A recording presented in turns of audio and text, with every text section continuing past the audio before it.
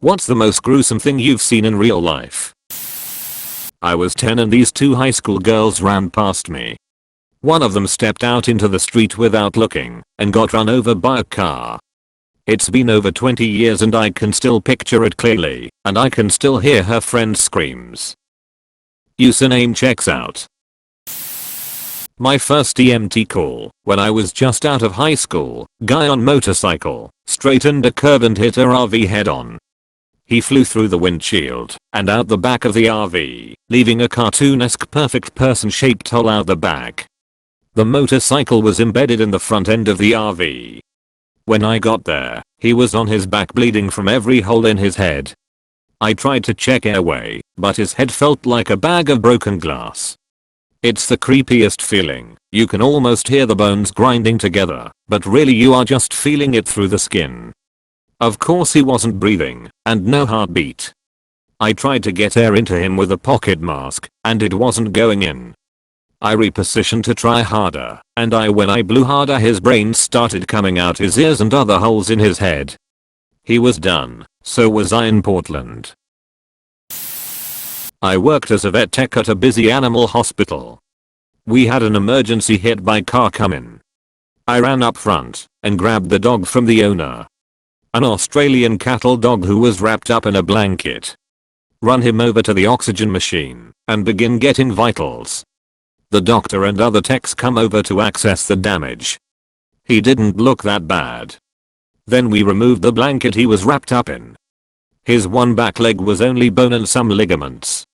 No toes, no skin, no fur. It had been completely degloved from the hip down. I could see some of his veins pulsating. He had so much road rash on his belly that he had zero fur left, all skin and blood. He had his leg amputated and made a full recovery. When I was 20 I had to tell a close family friend that their kid had been hit by a car. They were out with my parents. I had found out, so I had to tell them. The kid died. His head had been run over. I eventually got a call that it was bad and that it didn't look good. An hour later I got the call that it was over. This was a 10-year-old. The family, as you would expect, was destroyed. And so yeah. They invited us to the wake and funeral of course, but also the brief and private, open casket portion of the wake. I guess they wanted close family to get to see him one more time. Yeah, it was not good. He was mangled. Unrecognizable. I told the parents he looked great, of course. Maybe he did, I wasn't there while he bled out on life support. But it was really brutal. It being closed casket was the correct decision. So that was gruesome. The thing that will haunt me forever, though, is the kid's mom. I've never seen, sensed, hurt, or felt grief like that in my life. The sound she made, for close to 8 full hours, was the saddest, most horrifying thing I've ever witnessed. She would calm down occasionally in the receiving line. And then the next relative would arrive, and it would start again. I stayed for the whole wake. My god, the screaming. It was primal. I don't even mean to sound dramatic. I will never be able to forget it. I can still hear it to this day, over a decade later. When I was about 10, a car crashed into a tree up ahead. It was 2 boys who'd stolen a car, neither had their licenses yet. My friend's mum told us both to wait in the car while she stopped and went to see if they were okay, but my friend convinced me to sneak over and have a look. Never regretted something so much in my life. I only saw one boy, but his face was barely recognizable as a face. The airbag hadn't gone off on his side. I ran back to the car and covered my eyes. I don't even like thinking about it. I was 13 or 14 when I was playing outside with my 2 brothers on a pretty ideal day. We heard a loud screech and a crash at the end of our driveway. We all ran over to the road where a car was wrapped around a tree. Inside the heap was the remains of a woman in a t-shirt and sweatpants. The car smelled like cheap bourbon. I knew it was alcohol, but I didn't know it was bourbon at the time. Funny how smell sticks with you. There were also little pills strewn all over the cab, aspirin maybe. She wasn't wearing a seatbelt, and she was really mangled. Compound fracture on her right forearm and her hand was twisted up, and weird, the only part of her that was recognizable was her hair. Her face had been pulverized. I was like a meat wad with an eyeball was on the outside of the skull. We got there in time for the last breaths. Although the experience was quite shocking, I was never really haunted by it and none of us puked or cried. We were just trapped by the scene until one of our neighbors showed up and snapped us out of it, told us to go home. Although, I have always been a very cautious driver and I can't drink cheap bourbon. When I was younger, my dogs ran free in the woods for most of the day. There were random strings of barbed wire between some trees in my woods. Why, I don't know. I knew where they all were by heart. One day my chocolate lab, Big Fatty, came home with the skin reaching from his armpit to his rear end, just dragging on the ground, covered in leaves and gore. Probably a 1.5 by 1 foot square of flesh hanging on by one side. He had clearly been running through the woods and gotten skinned by barbed wire. He seemed not to care, and there wasn't much blood, but I could see his muscles and ribs moving. I was panicked and thought he was going to die. Took him to the vet. He got sewn up and was completely fine, if annoyed by the cone he had to wear after the stitches. Saw a guy try to commit suicide by train. Train came to a halt as soon as it hit him.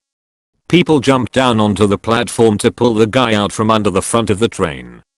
I looked down at the tracks and both of the dude's feet are still chillin' down there. Haunted me for weeks. I'm a paramedic, so there has been a few, but hands down the worst was the guy who fell and set himself on fire, burning himself to death. Older man would normally go into his garage to smoke a cigarette before bed. Well, he was smoking it in his robe and fell down, which is common for old people. On the floor was some type of spilled paint thinner, I believe, that acted like an accelerant and set his robe then him on fire. Guy was cooked. Worst part was we could clearly see the drag marks on the floor from the body where he tried to drag himself to get up and alert his wife. He knew what was happening. By the time she smelled the smoke, it was way too late. Couldn't even tell it was an actual body at first. Little 5-ish-year-old girl with the top half of her skull blown off, her eyes pushed out of the sockets with a grin showing. All while her dress was on fire and blood/brain matter everywhere. This was Iraq, 2006. Saw lots of bodies, but this innocent girl really bothers me. Holy fuck. Yeah, this was the result of a suicide attack on my foot patrol. This guy started to approach my patrol on foot in Ramadi, and he just seemed off. He was really nervous and his movements seemed erratic. He moved parallel to my patrol for a block or two and eventually tried to walk into the patrol, so we pointed rifles at him and stopped him about 20 yards away. We were in a city center market area with people shopping, and as soon as we initiated contact with him, he tried to dash towards us. I guess he realized he was caught. I opened up with the saw, 2 other Marines magazine dumped on him, and an Iraqi police officer with us opened up. He made it about 3 steps before we put about 100 rounds into him. He fell in front of this little falafel stand, and the vest he was wearing went off.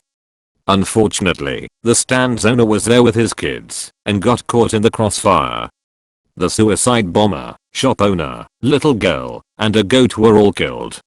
Another little 10-year-old boy lost a few toes from shrapnel and the closest Marine bled from his ears and nose from the pressure of the blast.